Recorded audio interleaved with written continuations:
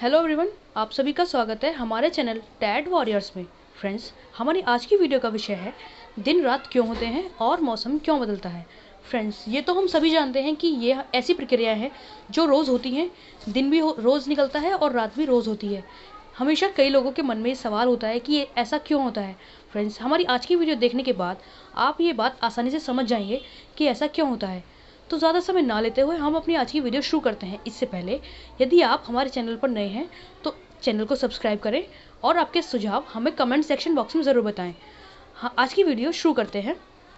हम जानते हैं कि पृथ्वी अपनी धुरी पर घूमते हुए अपनी कक्षा में सूर्य के चारों ओर घूमते हुए अपनी परिक्रमा पूरी करती है। पृथ्वी की इसी गति के कारण दिन और रात होते हैं और मौसम बदलते हैं। फ्रेंड्स, ये बात तो हम सभी जानते हैं कि हमारी पृथ्वी अपनी धुरी पर घूमने के साथ साथ सूर्य के चारों ओर भी परिक्रमा करती है, जिसके कारण दिन और रात होते हैं और मौसम बदलता है।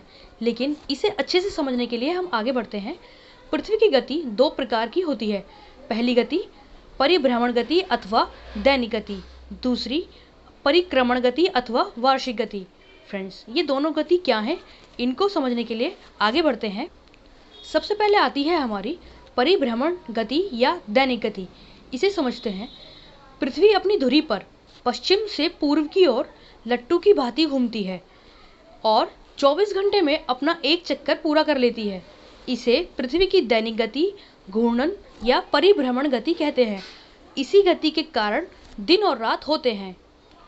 फ्रेंड्स, जैसा कि इसमें कहा गया है, यहाँ ध्यान देने वाली बहुत ज़रूरी बात यह है कि हमारी पृथ्वी की जो गति है वो पश्चिम से पूर्व की ओर होती है। इसीलिए हमें जो सूर्य हमेशा उगता हुआ नज़र आता है वो पूर्व से उगता है और पश्चिम में छिपता है। इसका मुख्य कारण यही है कि हमारी पृथ्वी पश्चिम से पूर्व की ओर लट्टू की भांति घूमती है। फ्रेंड्स, अब ये सवाल उठता है कि परिभ्रमण गति का तात्पर्य क्या है।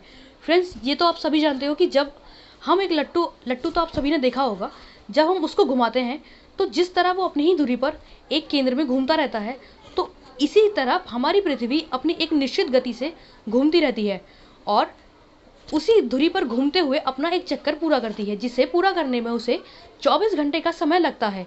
तो फ्रेंड्स, इसकी इसी गति के कारण दिन और रात होते हैं। फ्रेंड्स, अब आप सोच रहे होंगे कि दिन और रात कैसे होते हैं। फ्रेंड्स, दिन और रात होने का कारण यह है कि जैसे जैसे हमारी पृथ्वी घूमती है तो जिस भाग में सूर्य का प्रकाश पड़ता है उस भाग में दिन होता है और जिस भाग में सूर्य का प्रकाश नहीं पड़ता उस भाग में रात होती है। अब फ्रेंड्स, मान लीजिए अब कोई भी चीज़ सूर्य के सामने घूम रही है तो घूमते घूमते जिस तरह इस डायग्राम में दिखाया जा रहा है, घूमते हुए सूर्य का प्रकाश केवल सामने वाले भाग पर ही तो पड़ेगा जिसमें वो सूर्य की रोशनी को सीधे ग्रहण कर पा रहा है। पीछे वाले भाग में अंधेरा रहता है। इसी कारण दिन और रात होते हैं। तो फ्रेंड्स, बात सीधी सी है कि ये इसीलिए दिन और रात होते हैं। आगे आती है हमारी परिक्रमण गति या वार्षिक गति। फ्रेंड्स, ये क्या है, इसे समझने की कोशिश करते हैं। पृथ्वी अपनी धुरी पर घूमने के साथ साथ सूर्य के चारों ओर एक बड़े अंडाकार पथ पर गति करती है। इस मार्ग को कक्ष ऑर्बिट कहते हैं।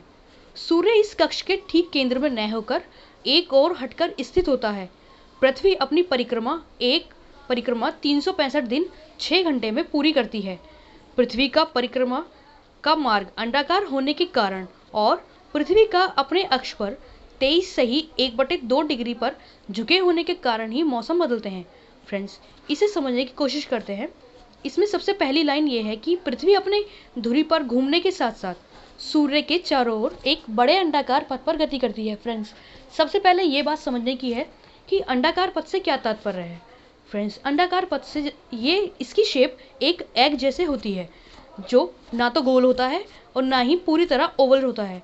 वो एक अंडाकार शेप में होता है जिस तरह इस डायग्राम में दिखाया गया है।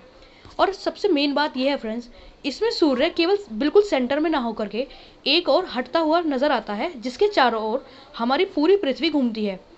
फ्रेंड्स, अब इस बात को आप ध्यान से समझें कि जहाँ सूर्य के और पृथ्वी के मध्य दूरी कम होगी वहाँ मौसम अलग होगा और जहाँ सूर्य के और पृथ्वी के मध्य दूरी ज़्यादा होगी वहाँ मौसम अलग होगा।